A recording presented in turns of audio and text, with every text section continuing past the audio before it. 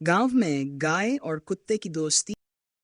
एक छोटे से गांव में जहां हरियाली ही हरियाली थी और खेतों में हल चलते थे, वहां एक गाय गौरी और एक कुत्ता भोलू रहते थे।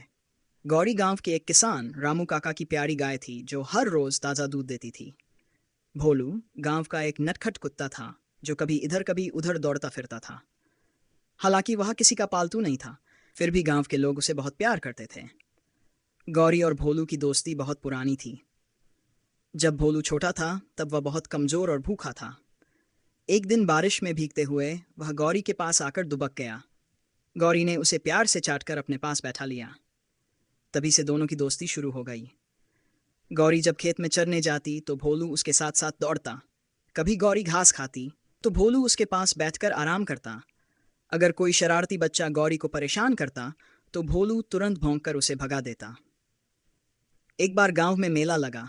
रामू काका ने गौरी को अच्छी तरह नहलाया और उसकी सींगों में रंगीन फूल बांध दिए। भोलू भी उसके साथ मेले में गया। वहां बहुत भीड़ थी।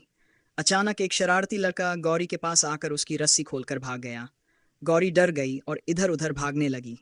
लोग घबरा गए, लेकिन भोलू ने तुरंत अपनी सूझबूझ से गौरी के पास जाकर उसे शांत किया और धीरे धीरे गांव की ओर ले गया। रामू काका ने भोलू को गले लगा लिया और कहा, भोलू तुम तो सच्चे दोस्त हो। गौरी और भोलू की दोस्ती पूरे गांव में मशहूर हो गई। वे हमेशा एक दूसरे का साथ निभाते। जब गौरी आराम करती तो भोलू उसके पास बैठकर उसकी रखवाली करता, और जब भोलू भूखा होता तो गौरी उसे प्यार से अपने पास बैठाकर अपनी नाक से सहलाती, जैसे कह रही हो, चिंता मत करो, सब ठीक हो जाएगा।